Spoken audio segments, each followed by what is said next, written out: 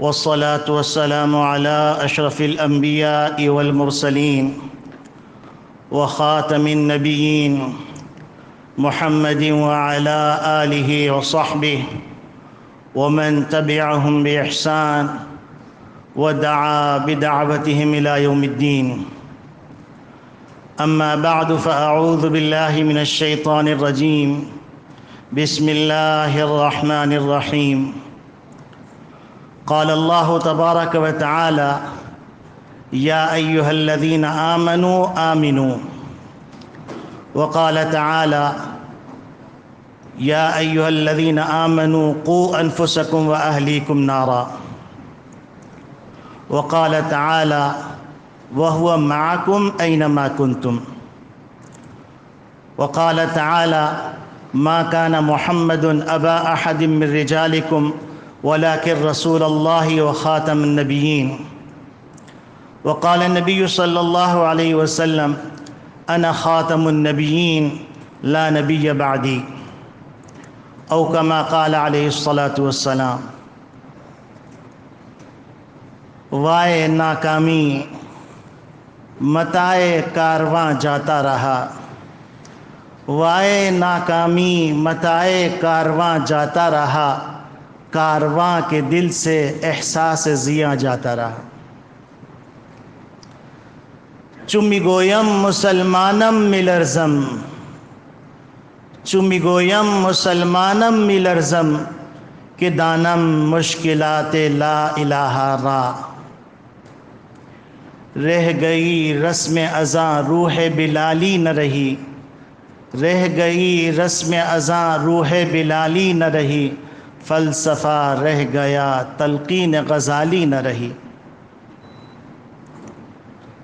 میرے محترم بزرگوں، عزیز دوستوں، دینی اسلامی بھائیوں،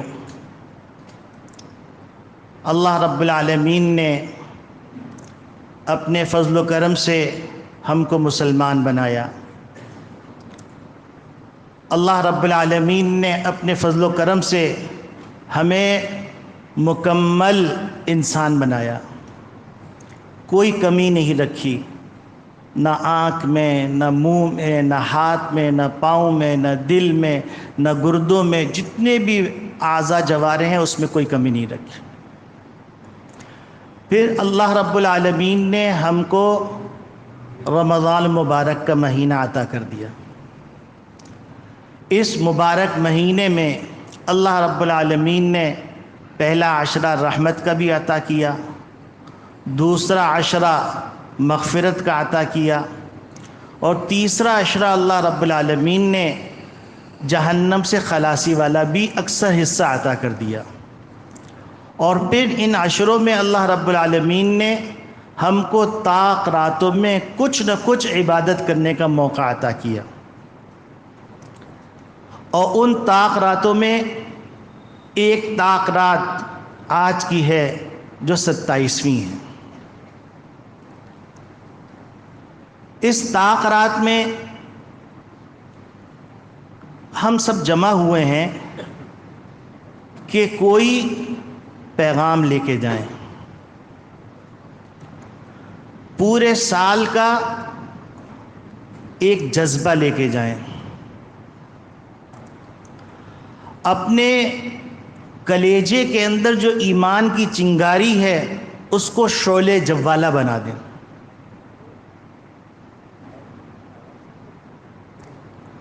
اور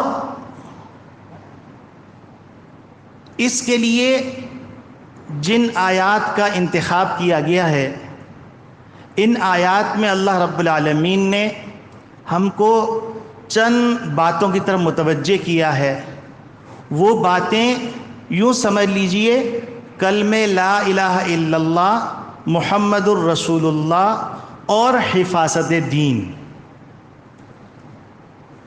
لا الہ الا اللہ، اس میں ہم کو کیا پیغام دیا گیا ہے؟ محمد الرسول اللہ کا تقاضا کیا ہے؟ اور لا الہ الا اللہ اور محمد الرسول اللہ کی حفاظت قبر تک کیسے کرنی ہے، اور اپنی نسل کو کلمہ لا الہ الا اللہ محمد الرسول اللہ پر قائم رکھنا اور ان کے ایمان کو بھی قبر تک محفوظ کر کے جانا ہر زمانے کا ایک تقاضا ہوتا ہے، اور اس زمانے کا شدید ترین تقاضا اپنے ایمان کی حفاظت ہے، اور ایمان کی حفاظت اس وقت ہوگی جب ہم لا الہ الا اللہ اور محمد رسول اللہ کے پیغام کو سمجھ لیں گے۔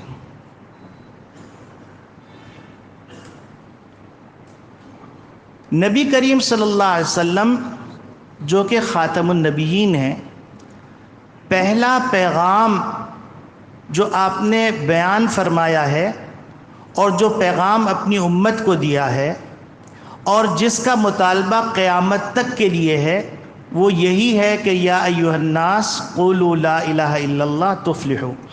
اے لوگو، اگر تم دنیاوی کامیابی چاہتے ہو، اخروی کامیابی چاہتے ہو، تو تم لا الہ الا اللہ دل و جان سے مان لو، محمد الرسول اللہ کو دل و جان سے مان لو، تو تم فلاح پا جاؤ گے دنیا میں بھی اور آخرت میں بھی۔ لا الہ الا اللہ یہ صرف کلمہ نہیں ہے، جس نے اس کی حقیقت کو سمجھا تو اس نے بے ساختہ کہا چمی گویم مسلمانم ملرزم، کہ جب میں یہ کہتا ہوں کہ میں مسلمان ہوں، یعنی میں کلمہ گو مسلمان ہوں، تو میں لرزنے لگتا ہوں کہ دانم مشکلات لا الہ را، کیونکہ مجھے لا الہ الا اللہ کے تقاضوں کا پتہ ہے، یہ ایک پیغام ہے۔ یہی وجہ ہے کہ نبی کریم صلی اللہ علیہ وسلم نے جب یہ اعلان کیا تو وہ لوگ جو آپ کو صادق کہتے تھے، وہ لوگ جو آپ کو امین کہتے تھے، وہ لوگ جو آپ سے محبت کرتے تھے، وہ لوگ جن کے آپ آنکھوں کی ٹھنڈک تھے، جن کے خاندان کے فرد تھے، جن کی خاندانی شرافت کی گواہی دی جا رہی تھی، جن کی عزت اور اکرام دنیا اپنی آنکھوں سے دیکھ رہی تھی، جن کی زبان سے کبھی جھوٹ نہیں نکلا تھا، جنہوں نے کبھی ناانصافی نہیں کی تھی، جنہوں نے کبھی بے حیائی نہیں کی تھی، جنہوں نے کبھی کوئی زیادتی نہیں کی تھی، جب ان سے کہا گیا کہ لا الہ الا اللہ کہہ دو تو وہ اس بات کے لیے تیار ہو گئے کہ نبی کریم صلی اللہ علیہ وسلم کو تکلیفیں دیں، اس بات کے لیے تیار ہو گئے کہ نبی کریم صلی اللہ علیہ وسلم کی جنگ کرنے کے لیے اوطاس میں آئیں، احد میں آئیں، بدر میں آئیں، حنین میں آئیں، اور مختلف مقامات پر نبی کریم صلی اللہ علیہ وسلم لڑنے آئیں، لیکن ان کے لیے ایک ہلکا پھلکا کلمہ کہنا مشکل ہو رہا تھا، اور انہوں نے ظلم و بربریت کی ایسی داستان رقم کی کہ زمین اور آسمان، زمین تھر تھرا اٹھی اور آسمان اور چرخ بری کانپ اٹھا، یہ سب کچھ برداشت کیا، لیکن ایک ہلکا سا کلمہ لا الہ الا اللہ کہنا برداشت نہیں کیا، گوارا نہیں کیا، کیونکہ وہ جانتے تھے کہ لا الہ الا اللہ یہ ایک پورا پیغام ہے۔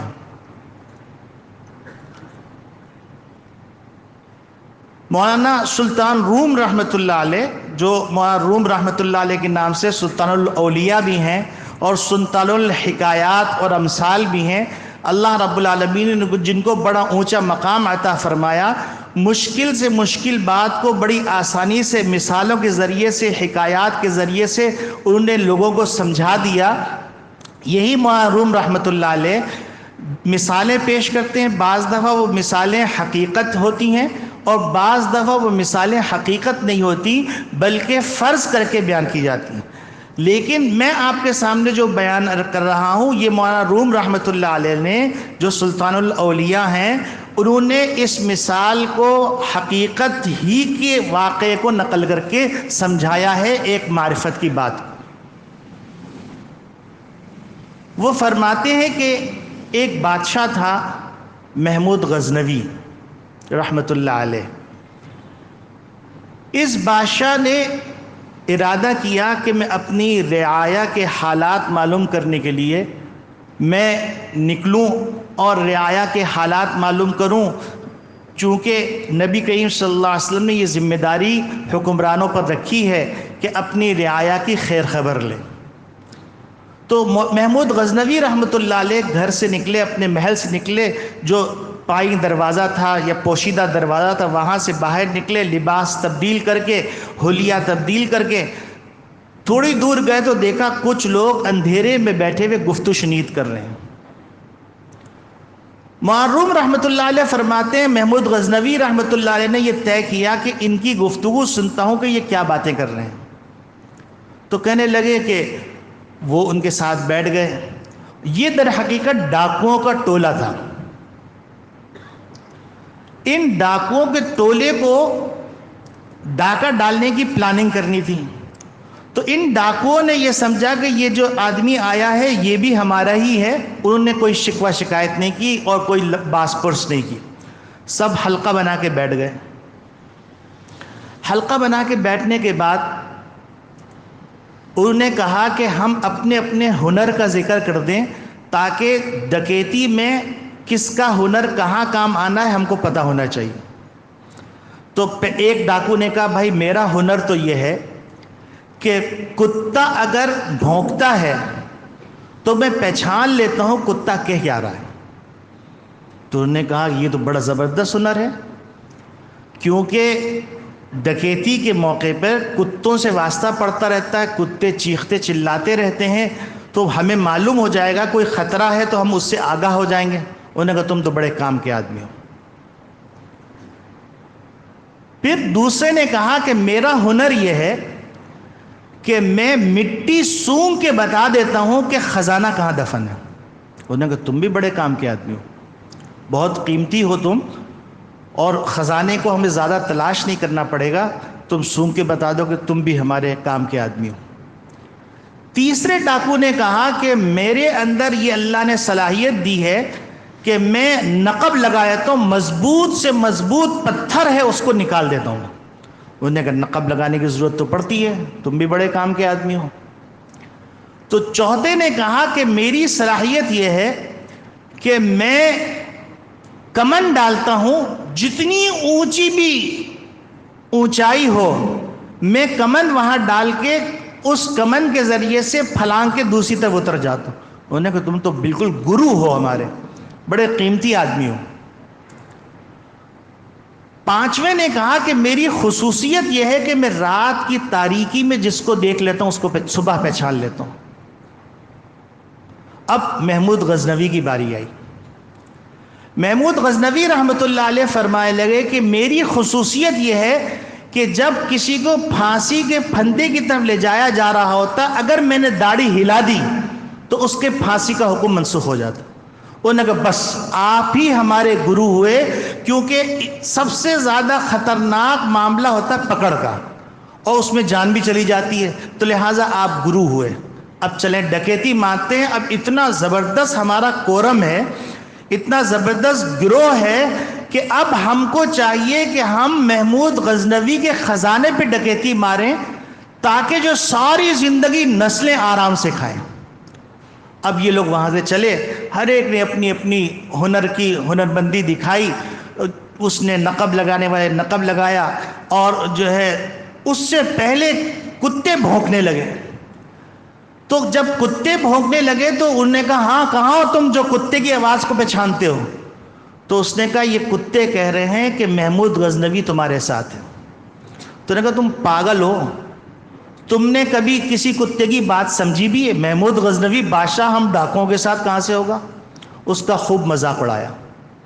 مذاق اڑا کر جو ہے چپ ہو جاؤ، چلو ڈکیتی ماری۔ ڈکیتی مار کے ان کو اطمینان تھا کہ کیونکہ گرو ہمارے ساتھ ہے، تو انہوں نے سارا سونا وونا لوٹا اور گٹھری باندھی اور جا کر سو گئے کہ اب صبح تقسیم کریں گے، کوئی پریشانی کی بات ہی نہیں ہے۔ تو اب محمود غزنوی جب وہ سب چلے گئے تو وہ چور دروازے سے واپس محل میں آیا اور اپنا آرام کرنے لیٹ گیا۔ صبح دربار لگایا اور اپنے انٹیلیجنس کے لوگوں کو کہا کہ فلاں جگہ پر یہ ڈاکو ہیں اور ان کا گواہ میں خود ہوں، لہٰذا ان کو پکڑ کے لیا۔ اب وہاں پر انٹیلیجنس کے لوگ پہنچے تو تو انہوں نے دیکھا کہ سامان بھی بندہ پڑا ہے، وہ لوگ سو رہے ہیں۔ اب چھاپا بالکل پرفیکٹ تھا، پکڑے گئے۔ پکڑے جانے کے بعد وہ وہاں سے لائے محمود غزنوی کے دربار میں۔ تو محمود غزنوی نے کہا چونکہ میں اس کا عینی گواہ ہوں لہٰذا ان سب کو پھانسی دے دی جائے۔ اب تو سب کے رنگ فق اور جو ہے کپ کپی طاری ہو گئی۔ اب ان کو لے جانے لگے تو وہ آدمی جو رات کی تاریکی میں پہچانتا تھا، اس کے منہ پر کبھی ہیبت طاری ہوتی اور کبھی راحت اور سکون کا اثر آتا۔ ہیبت اس لیے ہوتی ہے کہ پھانسی کا فیصلہ ہے، راحت اور سکون اس لیے کہ وہ پہچان چکا تھا کہ جو چھٹا آدمی تھا وہ محمود غزنوی ہے۔ تو اس نے جو ہے کہا کہ بادشاہ سلامت، ہم سب نے اپنے اپنے ہنر کا مظاہرہ کر لیا، ہماری جان نکلی جا رہی ہے، ہم اپنے گناہوں سے توبہ کر چکے ہیں، آپ ذرا داڑھی ہلا دیجئے تاکہ ہماری جان بچ جائے۔ تو محمود غزنوی مسکرائے اور انہوں نے داڑھی ہلائی تو ان کی جان کی خلاصی ہو گئی۔ تو معروم رحمۃ اللہ علیہ اس واقعے کو بیان کر کے دو باتیں فرماتے ہیں۔ ایک بات فرماتے ہیں کہ اللہ رب العالمین کہہ رہے ہیں کہ وَهُوَ مَعَكُمْ، اللہ ہر وقت تمہارے ساتھ ہے، تم جو کچھ کر رہے ہو وہ دیکھ رہا ہے، وہ عینی گواہ ہے۔ اور اللہ کی پکڑ اللہ نے 4 گواہ بنا کے رکھے ہیں، کرامن کاتبین، فرشتے، نام اعمال وَإِذَا الصُّحُفُ نُشِرَتْ، اور وہ زمین یومئذ تحدث اخبارہا، اور انسان کے وہ اعضاء اور جوارح الیوم نختم علی افواہہم وتکلمنا ایدیہم وتشہد ارجلہم بما کانوا یکسبون۔ 4 گواہ۔ اور بچنے کا راستہ نہیں، بچنے کا راستہ نہیں ہے۔ تو ظاہر سی بات ہے کہ اللہ رب العالمین کا ہر وقت علم ہمارے ساتھ ہے، اللہ رب العالمین حاضر ناظر ہیں، ان سے کوئی چیز پوشیدہ نہیں ہے، حتیٰ کہ کالی رات میں کالے پتھر پر کالی چینٹی جو چل رہی ہے، پروردگار اس کی آواز بھی سن رہے ہیں، اس کے چلنے کو بھی دیکھ رہے ہیں۔ تو اللہ رب العالمین اپنا تعارف کرتے ہوئے کہتے ہیں وَهُوَ مَعَكُمْ، اللہ تمہارے ساتھ ہے، اور تم جو ہے اس بات کا اگر استحضار کر لو گے تو پھر تمہارا یہ استحضار جس طریقے سے ان 5 آدمیوں کا کوئی ہنر کام نہیں آیا، تو اسی طریقے سے دنیا کا تمہارا کوئی ہنر کام نہیں آئے گا اگر تم نے جو ہے اللہ کی معرفت حاصل نہیں۔ اللہ رب العالمین اپنی معرفت کے بارے میں ایک طرف فرما رہے ہیں وَهُوَ مَعَكُمْ، وہ ہر وقت تمہارے ساتھ۔ دوسری طرف اللہ رب العالمین کہہ رہے ہیں کہ اللہ لا الہ الا هو الحی القیوم لا تأخذه سنة ولا نوم له ما في السماوات وما في الأرض من ذا الذي يشفع عنده إلا بإذنه يعلم ما بين أيديهم وما خلفهم ولا يحيطون بشيء من علمه إلا بما شاء وسع كرسيه السماوات والأرض ولا يؤوده حفظهما هو العلي العظيم۔ یہ پورا اللہ اپنا تعارف کروا رہے، ایک ایک صفت ایسی صفت ہے کہ انسان لرز جاتا ہے۔ اللہ لا الہ الا هو الحی القیوم، اللہ کے سوا کوئی معبود ہی نہیں ہے، اور وہ ہمیشہ سے ہے، ہمیشہ رہے گا۔ وہ گرتوں کو تھامنے والا ہے اور تھاموں کو گرانے والا ہے۔ وہ فقیر کو بادشاہ بنانے والا ہے، بادشاہ کو فقیر بنانے والا ہے۔ وہ عزت دار کو بے عزت کرنے والا ہے اور بے عزت کو عزت دار بنانے والا ہے۔ وہ محیمن ہے، وہ غفار ہے، وہ رحمان ہے، وہ رحیم ہے، وہ حنان ہے، وہ منان ہے، وہ ذو القوۃ المتین ہے، وہ جبار ہے، وہ قہار ہے، وہ غفار ہے، وہ بدیع السماوات والارض۔ یہ اللہ کا تعارف، اللہ اپنا تعارف کروا رہے ہیں۔ اور نبی کریم صلی اللہ علیہ وسلم جو پیغام لے کے آئے ہیں وہ پیغام یہی لے کے آئے ہیں کہ اگر تمہیں کامیابی حاصل کرنی ہے، اگر تمہیں عزت پانی ہے، اگر تمہیں سربلندی پانی ہے، اگر تمہیں راحت پانا ہے، اگر تمہیں سکون پانا ہے، اگر تمہیں سرخروئی پانی ہے، اگر تمہیں نفع چاہیے، اگر تمہیں نقصان سے بچنا چاہیے، تو اس کا واحد معبود اللہ ہے۔ اس کے سوا کوئی معبود نہیں، اس کے سوا کوئی مسجود نہیں، اس کے سوا کوئی محبوب نہیں، اس کے سوا کوئی مالک نہیں، اس کے سوا کوئی خلاق دو جہاں نہیں، اس کے سوا کوئی رزاق نہیں۔ کوئی اس کے سوا ہے ہی نہیں. تو یہ یقین ہمارے دل میں آ جائے. یہ پہلا مرحلہ ہے. اور دوسرا مرحلہ ہے نبی کریم صلی اللہ علیہ وسلم کی نبوت پر یقین. اور اس کے اندر جو بہت حساس بات ہے، نبی کریم صلی اللہ علیہ وسلم کو صرف نبی مان لینا کافی نہیں. نبی کریم صلی اللہ علیہ وسلم کو نبی کریم صلی اللہ علیہ وسلم کی صفات کے ساتھ مانا جائے گا. یعنی رحمت للعالمین، بشیرا و نذیرا، مبشرا و نذیرا، اور خاتم النبیین. آپ اس سے اندازہ لگا لیجئے کہ خاتم النبیین کے بارے میں معاملہ اتنا حساس ہے، اتنا حساس ہے، اتنا حساس ہے کہ جو حضرات مفتی بنتے ہیں ایک کتاب پڑھتے ہیں الاشباہ والنظائر، اس کے اندر لکھا ہوا ہے اذا لم يعرف مسلم کان النبی کان محمد صلی اللہ علیہ وسلم آخر الانبیاء فلیس بمسلم لانہا من الضروریات. کہ جو مسلمان نبی کریم صلی اللہ علیہ وسلم خاتم النبیین نہیں جانتا تو وہ مسلمان ہی نہیں ہے. اس لیے کہ یہ ضروریات دین میں سے ہے.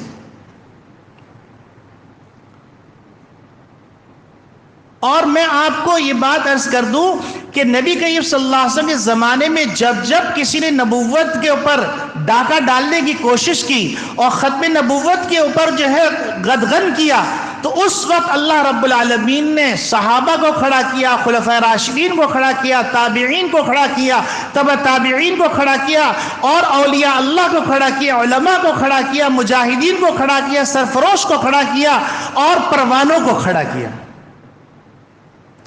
حتیٰ کہ مسیلمہ کذاب نے جب نبوت کا دعویٰ کیا اور حضرت حبیب بن زید رضی اللہ تعالیٰ عنہ کو گرفتار کر کے لایا گیا اور اس نے کہا کہ کیا تم مانتے ہو کہ میں نبی کریم صلی اللہ علیہ وسلم کے بعد نبی ہوں؟ تو انہوں نے وہ تاریخی جملہ کہا، وہ فرماتے ان فی اذنی صمما عن سماع ما تقول، میرے کان بہرے ہیں تمہارا جملہ سننے سے قاصر ہیں. تو اس نے کہا اگر تم اس کا اعتراف نہیں کرو گے تو تمہارا ایک بازو کاٹ ڈالوں گا.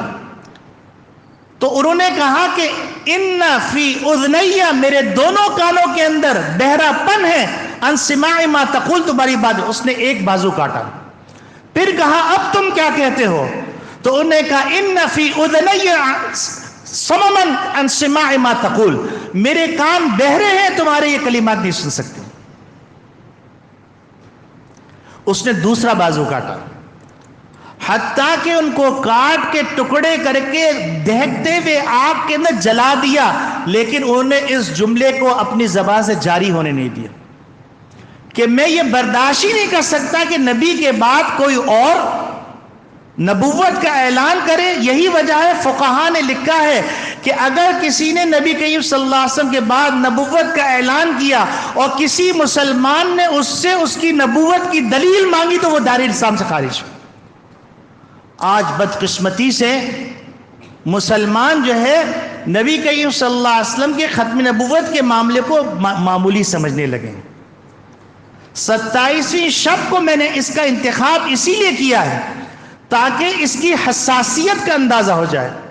اور اس وقت اس ختم نبوت کے خلاف جو کارروائیاں ہو رہی ہیں اور جو چال بازیاں ہو رہی ہیں اور جو ختم نبوت کے سلسلے میں جو بدماشیاں ہو رہی ہیں اس سے میں آگاہ کروں.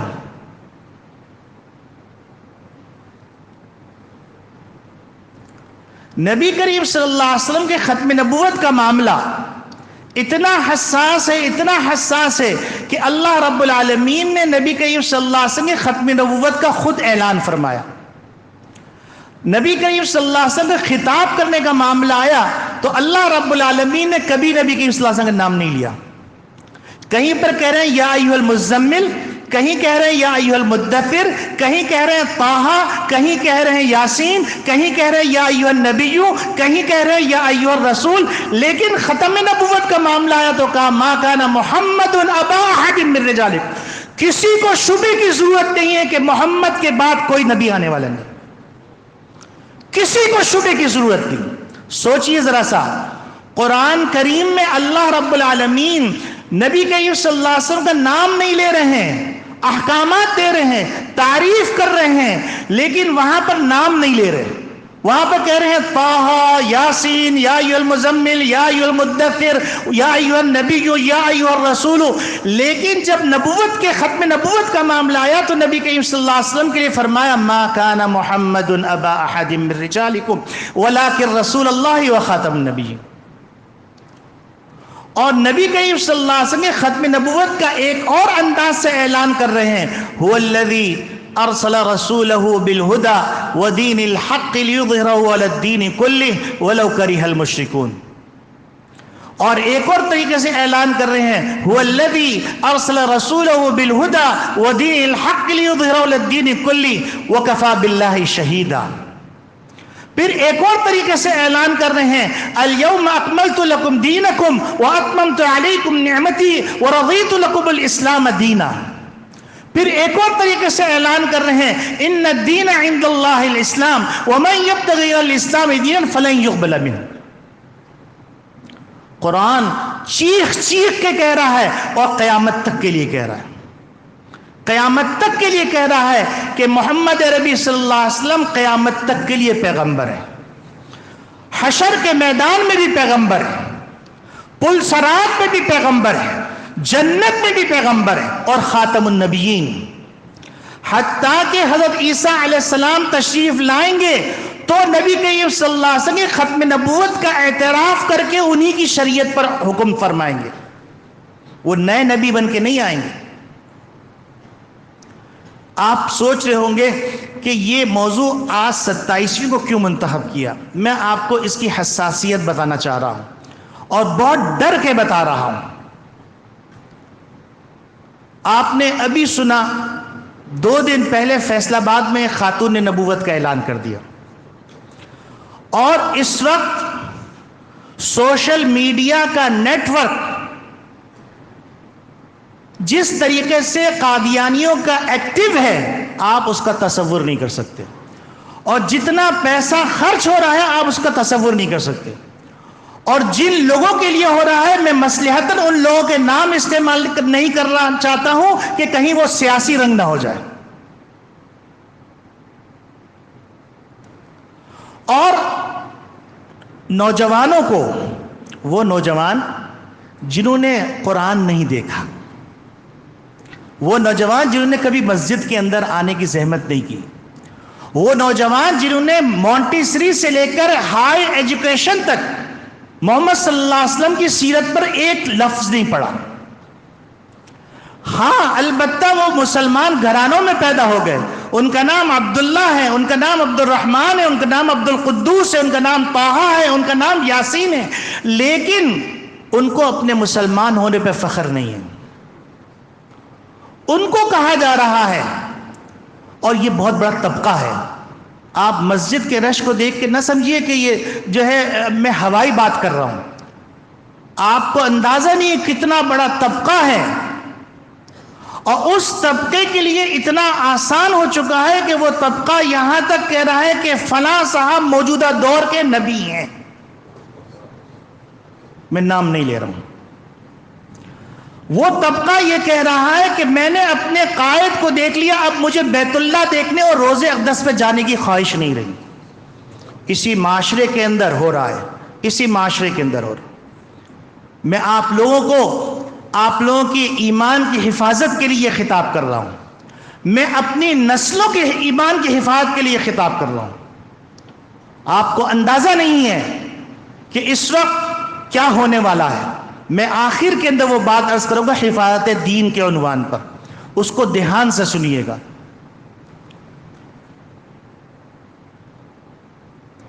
آپ یہ بات سمجھیے کہ ہم کو یہ کہا جا رہا ہے کہ نبی کریم صلی اللہ علیہ وسلم لوگوں کو دین میں داخل کرنے آئے ہیں اور آپ لوگوں کو دین سے خارج کر رہے ہیں. یعنی اگر کوئی ختم نبوت کا انکار کر رہا ہے تو اس ختم نبوت کے انکار کرنے والے کو، حالانکہ وہ قرآن کو مانتا ہے، وہ رسول اللہ کو مانتا ہے، وہ نماز کو مانتا ہے، وہ حج کو مانتا ہے، وہ زکوٰۃ کو مانتا ہے، وہ اسی قرآن کو مانتا ہے، وہ اسلامی تمام الفاظ استعمال کرتا ہے، اذان کا لفظ استعمال کرتا ہے، آپ کیسے اس کو اسلام سے خارج کر سکتے ہیں؟ یہ سوال کیا جا رہا ہے، اور نوجوان بچے اس سوال کے دھارے میں بہہ رہے ہیں۔ پہلی بات تو یہ سمجھ لیجئے کہ نبی کریم صلی اللہ علیہ وسلم کو صرف نبی ماننے سے ایمان مکمل نہیں ہوگا، نبی کریم صلی اللہ علیہ وسلم خاتم النبیین ماننے سے ایمان مکمل ہوگا۔ یہ اصول سمجھ لیجئے گا، نبی کریم صلی اللہ علیہ وسلم کو صرف نبی ماننے سے اسلام مکمل نہیں ہوگا، ایمان مکمل نہیں ہوگا، نبی کریم صلی اللہ علیہ وسلم کو خاتم النبیین ماننا پڑے گا، تب جا کے ایمان مکمل ہو۔ یہ تو میں نے آپ کو قرآن کی روشنی میں بات بتا دی، یہ بات میں نے نبی کریم صلی اللہ علیہ وسلم کے زمانے مبارک سے نقل کی ہوئی روایت پڑھ کے بتا دی کہ نبی کریم صلی اللہ علیہ وسلم نے فرمایا انا خاتم النبیین لا نبی بعدی، میں خاتم النبیون، میرے بعد کوئی نبی نہیں آئے گا۔ نبی کی اصلاح صراحت سے فرما دی۔ اب میں آپ سے سوال کرتا ہوں، میں آپ سے پوچھتا ہوں، اگر دنیا کے اندر کسی آدمی کا کوئی کاروبار ہو، کوئی برانڈ ہو، اور کوئی آدمی اس کمپنی سے نکل کر ایک کمپنی بناتی ہے، اور بنانے کے بعد وہی برانڈ اور وہی نام اور وہی پروڈکٹ استعمال کرتی ہے، تو کیا آپ اس کو اس کمپنی کا فرد سمجھیں گے یا کمپنی سے خارج سمجھیں گے؟ یقیناً آپ کہیں گے وہ کمپنی کا فرد نہیں ہے، کمپنی سے خارج ہے، حتیٰ کہ آپ قانونی طور پر اس کے خلاف چارہ جوئی کریں گے کہ یہ میرا برانڈ استعمال کر رہا ہے، میرے لوگو استعمال کر رہا ہے، میرے پروڈکٹ کو استعمال کر رہا ہے، اور مارکیٹ میں میرا نام خراب کر رہا ہے۔ دنیا کے اندر انسان اس بات پر پورے اطمینان سے وہ کرتا ہے۔ تو مجھے بتلائیے کہ کوئی آدمی نبی کریم صلی اللہ علیہ وسلم کی نبوت کا انکار کر رہا ہے اور مستقل نبی ہونے کا دعویٰ کر رہا ہے، تو ہم اس کو اسلام میں کیسے داخل سمجھیں؟ وہ مسلمانوں کی جماعت میں کیسے شامل سمجھیں؟ مسلمانوں کا حصہ کیسے سمجھیں؟ آپ مجھے بتلائیے کہ ایک امت کے اندر ایک نبی آتا ہے تو اس نبی کا نام موسیٰ علیہ السلام ہے، تو جس نے نیا نبی اور نئی شریعت کا اعلان کیا تو اس کو یہودی کہا گیا، اس کو مسلمان نہیں کہا گیا، کیونکہ اس نے نئی نبوت کا اعلان کیا ہے اور نئے مذہب کا اعلان کیا۔ اور حضرت عیسیٰ علیہ السلام تشریف لائے تو اب جو اس زمانے میں یہودی تھے ان یہودیوں کو حکم ہوا کہ عیسیٰ علیہ السلام کو مانو، اور جو حضرت عیسیٰ علیہ السلام کو مانیں گے وہ عیسائی کہلائیں گے۔ تو آپ مجھے بتلائیے کہ نبی کریم صلی اللہ علیہ وسلم جب تشریف لائے تو نبی کریم صلی اللہ علیہ وسلم کی تشریف لانے کے بعد جب نبوت کا اعلان کیا گیا تو نبی کریم صلی اللہ علیہ وسلم کی ذات اقدس محمد الرسول اللہ کہلائی، نبی کریم صلی اللہ علیہ وسلم کی ذات اقدس خاتم النبیین کہلائی، نبی کریم صلی اللہ علیہ وسلم پہ نازل شدہ کتاب خاتم الکتاب قرآن کہلائی، نبی کریم صلی اللہ علیہ وسلم کے لائے و دین اسلام خاتم الدین قرار دیا گیا، نبی کریم صلی اللہ علیہ وسلم کی امت خاتم الامم قرار دی گئی اور مسلمان قرار دی گئی۔ اب اگر کوئی آدمی نئے نبوت کا دعویٰ کرتا ہے اور نئے نبوت کا دعویٰ کر کے لوگوں کو اس کی طرف بلاتا ہے تو وہ مسلمانوں کی جماعت سے خود نکل رہا ہے، ہم نے نہیں نکالا ہے، کیونکہ اس نے نئی نبوت کا اعلان کیا ہے، اور جب نئی نبوت کا اعلان کیا تو ہماری دین کہتا ہے کہ وہ نبی نہیں ہے، قرآن کہتا ہے کہ وہ نبی نہیں ہے، اور اس کو ماننے والے مسلمان نہیں ہیں۔ تو نماز کی اصطلاح یہ ہمارا برانڈ ہے، روزے کی اصطلاح یہ ہمارا برانڈ ہے، مسجد کی اصطلاح یہ ہمارا برانڈ ہے، یہ مینار ہمارا برانڈ ہے، یہ قرآن ہمارا برانڈ ہے۔ جو جن لوگوں نے ڈکیتی ماری وہ ڈاکو تو کہلا سکتے ہیں، مسلمان نہیں کہلا سکتے، ان کی عبادتگاہ مسجد نہیں کہلا سکتی، ان کی مینار اسلام نہیں کہلا سکتے. ان کی نماز کو عبادت تو کہا جا سکتا ہے اور ان کی عبادتگاہ کو مزوارہ کہا جا سکتا ہے، لیکن ان کی عبادتگاہ کو مسجد نہیں کہا جا سکتا. یہ بات آپ لوگوں کو سمجھ میں آ گئی؟ تو یہ بات سمجھ لیجئے کہ محمد صلی اللہ علیہ وسلم کی شان میں گستاخی ہے ان کی نبوت پہ ڈاکہ مارنا. اس کے بعد اب میں آپ کو بتاؤں، یہ دنیا کے اندر پاکستان کے خلاف ایک پروپیگنڈا، میں یہ بتانا چاہ رہا ہوں کہ یہ صرف اسلام کے دشمن نہیں ہیں، یہ صرف مسلمانوں کے دشمن نہیں ہیں، بلکہ یہ پاکستان کے بھی دشمن ہیں، بلکہ یہ حرمین شریفین کے بھی دشمن ہیں، بلکہ یہ بیت المقدس کے بھی دشمن ہیں، بلکہ یہ ہر مسجد کے دشمن ہیں، بلکہ یہ ہر مسلمان کے دشمن ہیں، بلکہ یہ صحابہ کے دشمن ہیں، بلکہ یہ امہات المومنین کے دشمن ہیں. اب میں آپ کو بتلاؤں، دنیا کے اندر یہ باقاعدہ پروپیگنڈا کر کے یہ بتلا رہے ہیں کہ پاکستان کے اندر ہمارے حقوق سلب کیے گئے ہیں، لہذا پاکستان کو ہیومن رائٹس کی بنیاد پر پابندیوں کے سلاسل میں جکڑ دو. یہ بالکل میں واقعہ بتا رہا ہوں، ریکارڈ موجود ہیں. بات یہاں پر ختم نہیں ہوئی، بلکہ نوبت یہاں تک آئی کہ جب پاکستان تقسیم ہو رہا تھا، بر صغیر تقسیم ہو رہا تھا، پاکستان اور ہندوستان اور پنجاب کے بارے میں یہ طے کیا جا رہا تھا کہ جہاں پر مسلمانوں کی اکثریت ہوگی وہ پاکستان کا حصہ ہوں گے اور جہاں غیر مسلموں کی اکثریت ہوگی وہ ہندوستان کا حصہ ہوں گے. میں تاریخی حقیقت بتا رہا ہوں، تاریخ میں یہ بات ریکارڈ پہ موجود ہے، برٹش لائبریری بھی موجود ہے. یہ آپ کے پاکستان کی قدیم لائبریریوں میں یہ ریکارڈ موجود ہے. تو گودراس پور یہ ایک علاقہ تھا جہاں پر قادیان ہے. اس علاقے کے اندر اگر قادیانی اپنے آپ کو مسلمان ڈکلیئر کرتے تو گودراس پور پاکستان کے حصے میں آتا، اور اگر یہ اپنے آپ کو غیر مسلم ڈکلیئر کرتے تو گودراس پور انڈیا کے حصے میں آتا. انہوں نے اپنے آپ کو غیر مسلم خود ڈکلیئر کیا ہے. تو جب اپنے آپ کو خود غیر مسلم قرار دیا ہے تو پھر اب کیوں روتے پھر رہے ہیں اور اب کیوں بھولے بھالے مسلمانوں کو اغوا کر رہے ہیں اور کیوں کہہ رہے ہیں کہ ہم کو تو نکال دیا، ہم تو نماز پڑھتے ہیں، ہم تو روزہ رکھتے ہیں، ہم تو سچ بولتے ہیں. دوسرا واقعہ میں گواہی کے طور پہ پیش کرتا ہوں. علامہ شبیر احمد عثمانی رحمت اللہ علیہ قائد اعظم محمد علی جناح کا جنازہ پڑھا رہے تھے تو سر ظفر اللہ خان وزیر خارجہ غیر مسلموں کے ساتھ بیٹھا ہوا جنازے میں شریک نہیں ہو رہا تھا. تو کسی صحافی نے اس سے سوال کیا کہ آپ جنازے میں بانی پاکستان کے جنازے میں شریک نہیں ہوں گے؟ تو اس نے یہ تاریخی جملہ کہا جو اس کے منہ کے اوپر کالک کے طور پہ آج بھی موجود ہے.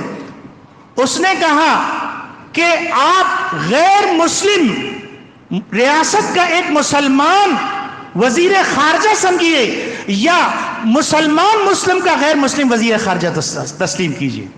اور اس نے جنازے میں شرکت نہیں کی.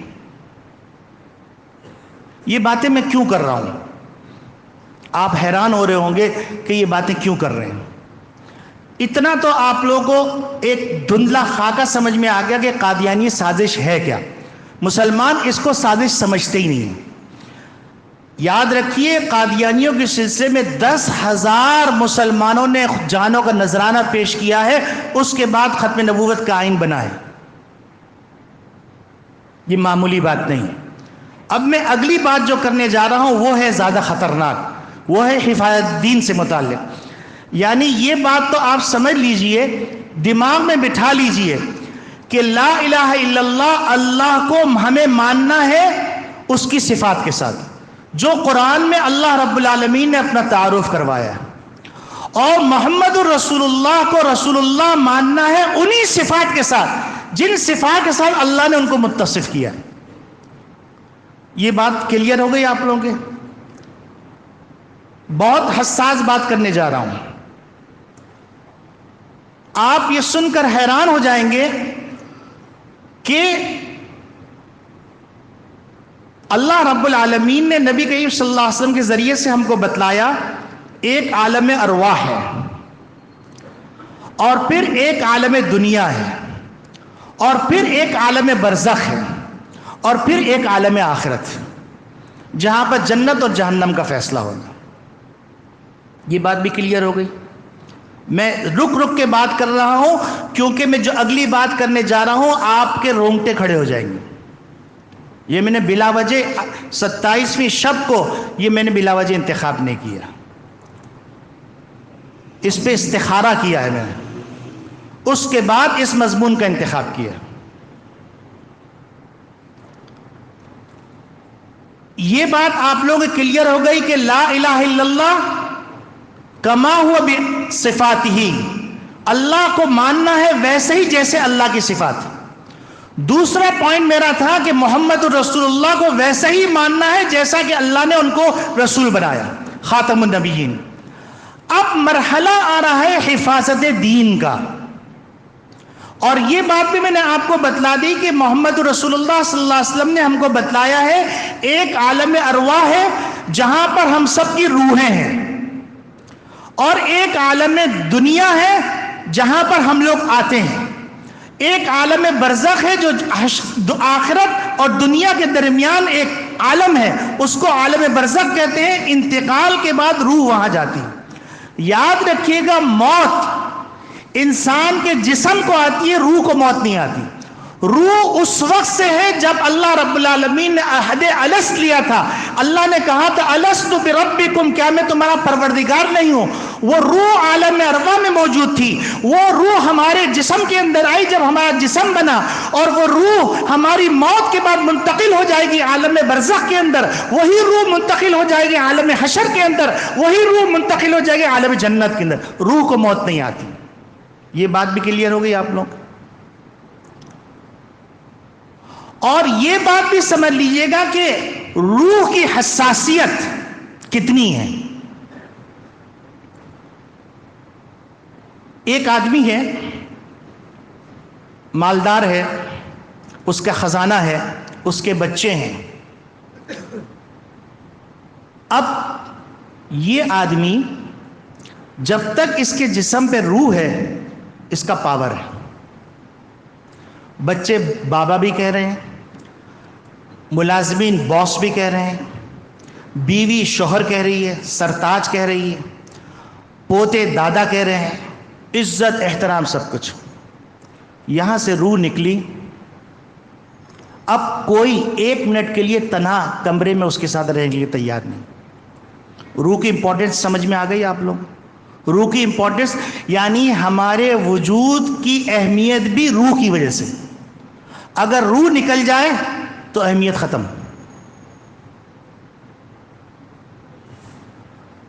یہ بات بھی سمجھ میں آ گئی آپ لوگ؟ اب آپ یہ سمجھیے کہ روح، اس روح کو بھی غذا کی ضرورت ہوتی ہے، اور جسم کو جس طرح غذا کی ضرورت ہوتی ہے۔ روح بھی بیمار ہوتی ہے جس طرح جسم بیمار ہوتا ہے۔ جسم کی غذا، چونکہ جسم زمینی چیز ہے تو اس کی غذا اللہ رب العالمین نے زمین میں رکھی، اور روح چونکہ عالم ارواح کی ہے تو اس کی غذا اللہ نے وہاں سے روانہ کی، وحی الہی کی شکل میں۔ یہ پوائنٹ بھی کلیئر ہو گیا آپ لوگوں کے؟ نوجوان بچوں خاص طور سے سنو، تمہیں اندازہ نہیں ہے کہ میں کیا بات کرنے جا رہا ہوں۔ اس ایک ایک بات کو یوں سمجھ لو، اپنے کلیجے پہ لکھ لو، اور خصوصاً وہ ماں باپ جن کے بچے ابھی 10 سال کے ہیں، خاص طور سے وہ ماں باپ اس کو تو یوں سمجھ لیجئے، اس کو رسی سے باندھ لیں اور اپنی نسل کو اس موقع کے لیے تیار کر لیں، کیونکہ ہم دنیا کے اندر اپنے بچے کی تکلیف برداشت نہیں کر سکتے تو ہم آخرت میں کیسے برداشت کریں گے؟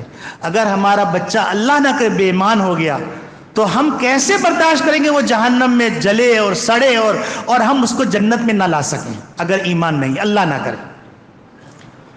یہ بات آپ لوگوں کو سمجھ میں آ گئی کہ انسانی جسم زمین سے ہے۔ جب انسانی جسم زمین سے ہے تو اس کی غذا زمین سے آئی ہے، اور روح کا تعلق چونکہ ملائے اعلیٰ سے ہے تو لہذا اس کی غذا وہاں سے آئی ہے۔ جتنی وحی الہی انبیاء علیہ السلام سے 1,24,000 انبیاء علیہ السلام تشریف لائے ہیں، وہ روح کی غذا لے کے تشریف لائے، روح کی غذا لے کے تشریف لائے. اور اب آپ کہیں گے کہ روح کی غذا، آپ پروف کیجئے کہ روح کی غذا ملائے اعلیٰ سے آئی ہے. آپ لوگ قرآن پہ تو یقین رکھتے ہی ہیں، الحمدللہ ہم سب یقین رکھتے ہیں. اللہ میاں کہہ رہے ہیں الا بذکر اللہ تطمئن القلوب، تمہارے روح کو قرار ملے گا اللہ کے ذکر سے. یاد رکھیے کہ اللہ کا ذکر نماز بھی ہے، اللہ کا ذکر زکوٰۃ بھی ہے، اللہ کا ذکر حج بھی ہے، اللہ کا ذکر روزہ بھی ہے، اللہ کا ذکر تلاوت بھی ہے، اللہ کا ذکر قرآن بھی ہے، اللہ کا ذکر شریعت بھی ہے، اللہ کا ذکر اذکار بھی ہے، اللہ کا ذکر تسبیح بھی ہے، تحمید بھی ہے، تمجید بھی ہے اور تحلیل بھی ہے. یہ اللہ کا ذکر ہے. یہ پوائنٹ بھی کلیئر ہو گیا آپ لوگوں کہ روح اس کی غذا ملائے اعلیٰ سے آئی ہے. اور نبی کریم صلی اللہ علیہ وسلم کو چونکہ خاتم النبیین بنا دیا گیا تو اب روح کی غذا ملائے اعلیٰ سے اب وہی رہے گی جو نبی کریم صلی اللہ علیہ وسلم نے بیان فرما دی، یعنی قرآن، یعنی شریعت محمدی. یعنی اللہ نے جو اعلان کر دیا الیوم اکملت لکم دینکم واتممت علیکم نعمتی ورضیت لکم الاسلام دینا وان الدین عند اللہ الاسلام ومن یبتغی الاسلام دینا فلن یقبل منہ، یہ اتھارٹی ہے، اس میں کوئی ترمیم نہیں ہو، کوئی رد و بدل نہیں ہو. یہ پوائنٹ بھی ذہن میں رکھ لیجیے آپ. اب اس کے بعد دنیا کے اندر مختلف مذاہب آئے اور گئے.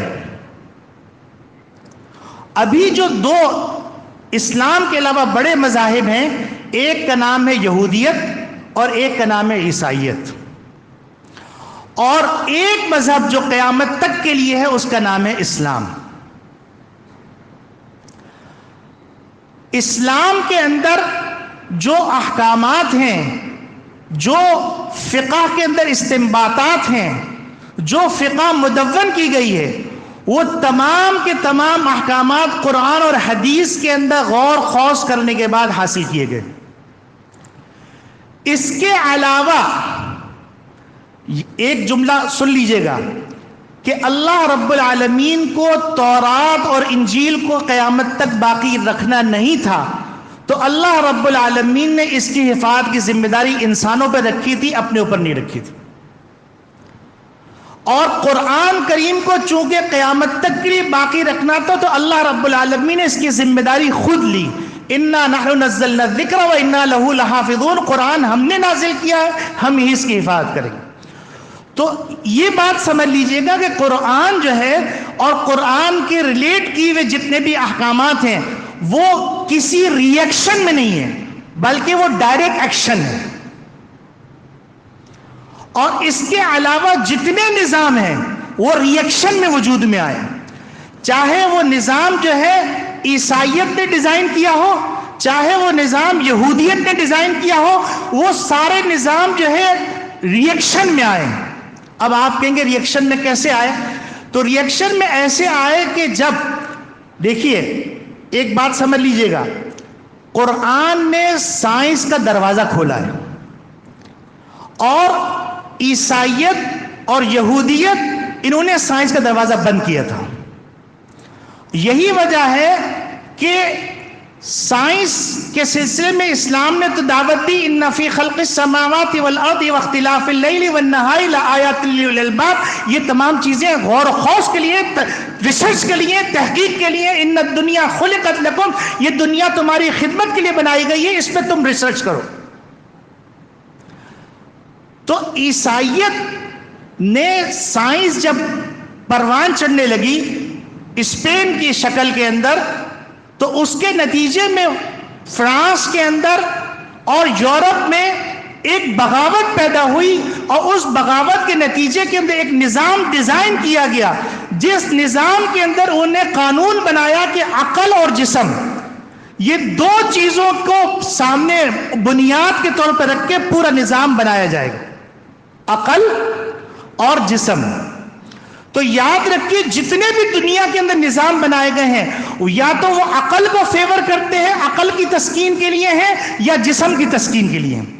لیکن اسلام جو نظام ہے اس نے 3 بنیادیں دی ہیں، ایک عقل، ایک جسم اور ایک روح۔ تو یاد رکھیے گا اسلام نے جتنے بھی نظام دیے ہیں اس نظام کے اندر روح کو بنیاد کے طور پر، روح کی امپورٹنس کو سمجھتے ہوئے، روح کی حساسیت کو سمجھتے ہوئے، روح کی ضرورت کو سمجھتے ہوئے، روح کی اہمیت کو سمجھتے ہوئے احکامات دیے۔ یہ پوائنٹ کلیئر ہو گیا آپ لوگوں کے؟ جتنے بھی دنیا کے نظام ہیں وہ جسم پر ہیں یا عقل کے لیے؟ جسم پر کیا مطلب؟ آپ کے جسم کو سکون ہو، آپ کو اے سی ملے، آپ کو فلاں چیز ملے، اس جسم سے ریلیٹ جتنی چیزیں ہیں آپ سوچتے جائیے، آپ کو سمجھ میں آ جائیں گی۔ عقل یعنی وہ باتیں، وہ نظریات جو عقل کو اطمینان دیں، وہ نظریات ایکسیپٹیبل ہیں، اور جو نظریات عقل کو عقل جن کو تسکین نہیں پاتی عقل جس کے ذریعے سے، اس کو ایکسیپٹ نہیں کریں۔ جیسے مثال کے طور پر عالم ارواح، عقل نہیں پہچان سکتے، عالم ارواح کسی نے نہیں دیکھا اور سائنس ابھی تک وہاں نہیں پہنچی۔ جنت کسی نے نہیں دیکھی۔ یہی وجہ ہے کہ ایک بڑا طبقہ ملحدین کا وجود میں آ چکا ہے، جو اللہ کا بھی انکار کرتا ہے، جو جنت کا بھی انکار کرتا ہے، جو جہنم کا بھی انکار کرتا ہے، جو پل صراط کا بھی انکار کرتا ہے، جو محشر کا بھی انکار کرتا ہے، جو جام کوثر کا بھی انکار کرتا ہے، وہ ہر چیز کا انکار کرتا ہے۔ اور وہ یہ کہتا ہے کہ عقل جس چیز کو دیکھ نہیں سکتی وہ چیز نہیں ہے۔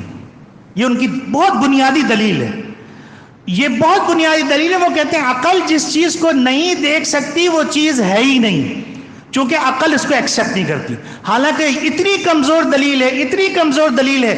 اب آپ مجھے بتائیے کہ آپ اس دیوار کے پیچھے دیکھ سک رہے ہیں؟ نہیں دیکھ سک رہے، تو کیا اس دیوار کے پیچھے باغ نہیں ہے؟ کیا اس دیوار کے پیچھے درخت نہیں ہے؟ کیا اس دیوار کے پیچھے کائنات نہیں ہے؟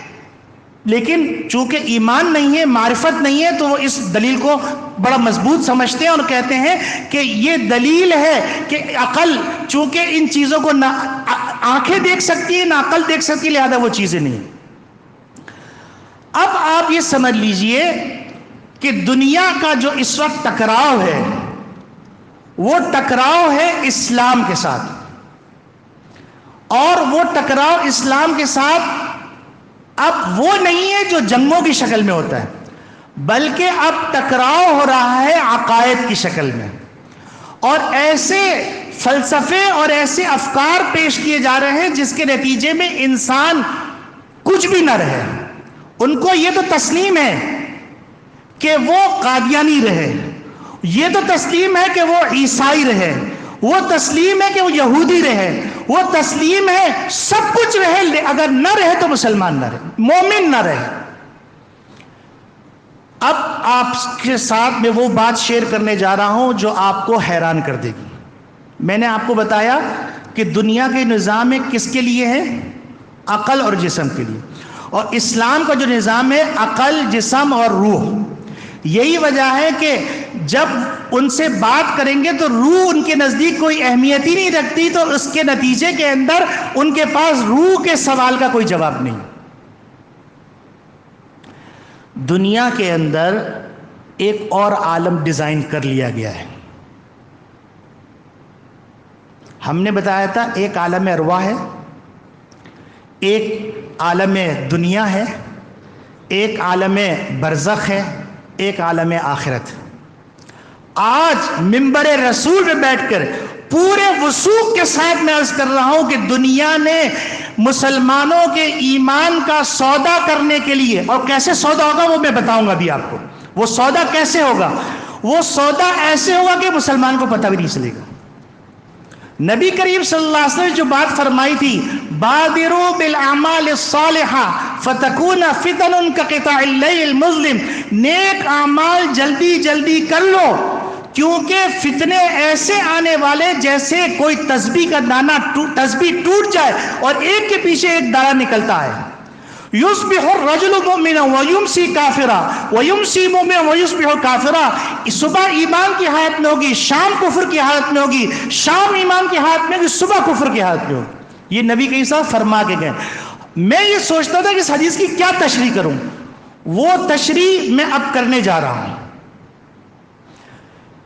आप हैरान होंगे कि एक दुनिया वजूद में आ गई है, एक आलम वजूद में आ गया, उस आलम का नाम है मेटावर्स। ये साइबर का आलम है, ये साइबर का आलम है। ये आप कहेंगे कि ये आप कैसे दावा कर रहे हैं कि ये वजूद में आ गया, तो मैं आपको बताऊं, फेसबुक ने अभी कुछ अरसा पहले अपने नाम के साथ मेटा लफ्ज लगा दिया। ये पैगाम दिया गया है, मेटावर्स एक आलम की तैयारी हो चुकी है, उसको डिक्लेयर करना बाकी है, और उसके मुख्तलिफ फार्मूले मुख्तलिफ शक्लों में प्रैक्टिस में दे दिए गए। और उसका नतीजा क्या हुआ कि आप देखिए, मैं थोड़ा सा तारुफ करवा रहा हूं, फिर मैं अपने मौजू की तरफ आऊंगा।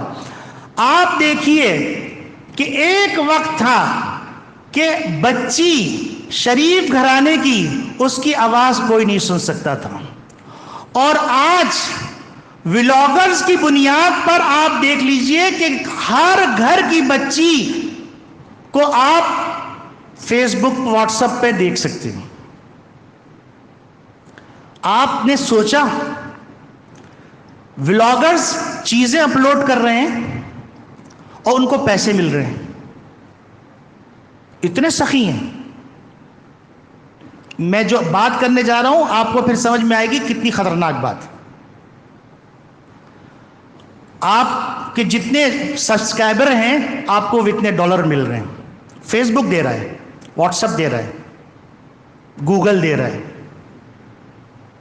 आपने सोचा कि गूगल को फेसबुक ने अरबों डॉलर में खरीदा है। क्या वो कोई प्रोडक्ट है? वो तो सिर्फ पिक्चर्स हैं, मालूमात हैं। आखिर क्या वजह है कि इसको खरीदा गया? ऐसी वो कौन, ना वो सोना है, ना वो चांदी है, ना वो हीरे हैं, ना वो जवाहरात हैं, ना वो कोई और किस्म की दौलत है। ट्रिलियन डॉलर्स के अंदर खरीदा गया सिर्फ एक सिस्टम। ये एक मिसाल दी मैंने आपको। दूसरी मिसाल, आप सुन रहे होंगे आगा खान का डेटा फरोख्त हो गया, मार्केट में फरोख्त हो रहा है। मुझे बतलाइए उस डेटा से क्या फायदा? अभी आप समझ जाएंगे मैं क्या कहने जा रहा हूं, कितनी खतरनाक बात कहने जा रहा हूं। आपने सुना बड़े बड़े बैंकों का डेटा चोरी हो गया, हैक कर लिया गया। बड़े बड़े हैकर बैठे हुए हैं जो बाकायदा डेटा हैक करके फरोख्त करते हैं। हत्ता के कोरोना से मुतालिक जो इंजेक्शंस लगे थे उसका पूरा डेटा फरोख्त हुआ है। हत्ता के, मुझे माफ कीजिएगा हसास इदारे के, नादरा का डेटा हैक किया गया, और बाज खबरें हैं कि फरोख्त भी हुआ। आपने सोचा ये सब क्यों हो रहा है? ये किस वक्त की तैयारी हो रही है? किस चीज की तैयारी हो रही है? ये दर हकीकत तैयारी हो रही है मेटावर्स। मेटावर्स का तर्जुमा है अलहदा कायनात। मेटावर्स नाम है अलहदा कायनात। मैं यहां पर एहसान अल्लाह के शुक्र के तौर पे अर्ज करता चलूं, लोगों को एतराज है कि उलमा कदामत पसंद हैं, उलमा हालात हाजरा पर निगाह नहीं रखते। अल्हम्दुलिल्लाह सुम्मा अल्हम्दुलिल्लाह, उलमा आपके ईमान के लिए इतने मुतफक्किर हैं कि 27वीं शब को जिस मौजू का इंतखाब किया गया है वो दर हकीकत आपके बच्चों, आपके आने वाली नस्लों की ईमान की हिफाजत के लिए किया। तो अपने उलमा को हकीर मत समझो। ये जुमला मैं खास तौर से कह रहा हूँ। अपने इलाकों के अंदर जो मदारिस और मसाजिद हैं इनको हकीर मत समझो। अपने मौलवियों को हकीर मत समझो। कमजोरियां इंसान हैं, सिवाय अंबिया और फरिश्तों के बाकी कोई मासूम नहीं। تو جب کوئی معصوم نہیں ہے تو اس کو بشر بنا کے رکھو، فرشتہ بنا کے مت رکھو، تو پھر تم جب بدگمان نہیں ہوگے۔ اب آپ سمجھیے اس جال کو پورا، میں ایک ایک تانا بانا کھول رہا ہوں آپ کے سامنے۔ آپ کا ایمان محفوظ ہو گیا تو آپ کے یہ وقت بہت قیمتی ہیں۔ اگر کہا جائے کہ میرے اس لیکچر کے بعد جو ہے آپ لوگوں کو کروڑوں ملیں گے تو آپ کہیں گے سر پوری رات بیان کیجیے۔ میں آپ کو کہہ رہا ہوں کہ انشاءاللہ اللہ کی ذات اقدس پہ یقین رکھ کے کہہ رہا ہوں، کل حشر کے میدان میں نبی کی شفاعت ملے گی۔ آمین، لبیک، بالکل صحیح، یہ جذبہ ہونا چاہیے۔ یاد رکھیے گا میں جو بات کرنے جا رہا ہوں، سنیے گا، لرز جائیں گے آپ۔ میٹاورس یہ ایک عالم ڈیزائن کیا گیا ہے۔ میٹاورس کا مطلب یہ ہے نیا علیحدہ کائنات۔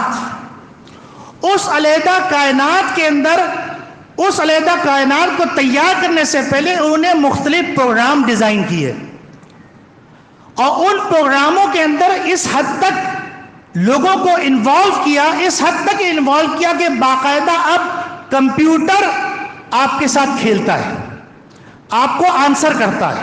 آپ پڑھے لکھے نوجوان لڑکے موجود ہیں، میں جو بات کہہ رہا ہوں آپ سمجھ رہے ہوں گے۔ جی آرٹیفیشل انٹیلیجنس۔ اب آپ یہ دیکھیے، آپ کو کھلایا، اور باقاعدہ اس وقت نوجوان باقاعدہ گیمنگ زون بنائے گئے۔ ان گیمنگ زون کے اندر لڑکے اپنے پیسے، ماں باپ کی محنت کی کمائی برباد کر کے، اور وہ اس گیمنگ زون میں جو پورے ورلڈ کے ساتھ مل کے کھیلا جا رہا ہے اس میں وہ پیسے برباد کرتے خوشی خوشی۔ یہ ان کے لیے پیسے برباد کرنا آسان کر دیا گیا، حتیٰ کہ اگر باپ نے دینے سے منع کیا تو باپ کو گھر چھوڑ کے چلے گئے۔ آپ اندازہ کیجئے کہ کس طریقے سے ذہنی طور پر یرغمال بنا لیا گیا۔ علامہ ابن خلدون رحمۃ اللہ علیہ فرماتے ہیں، یہ جملہ سنیے گا، جسمانی غلامی سے زیادہ ہلاکت آفرین اور تباہی خیز، جسمانی غلامی سے زیادہ ہلاکت آفرین اور تباہی خیز ذہنی غلامی ہے۔ اس وقت میٹاورس اس دنیا کے اندر انسانوں کو ذہنی طور پر ہیک کرنے کا پلان تیار ہو چکا ہے۔ ذہنی طور پر انسان کو سائبر کا غلام بنانے کی تیاری کر لی۔ یہ نیا ورژن غلامی کا آ رہا ہے، یہ نیا ورژن غلامی کا آ رہا ہے۔ اس ورژن کے اندر پہلے کیا تھا، 2D پروگرام ہوتے تھے، اب 3D پروگرام ہے۔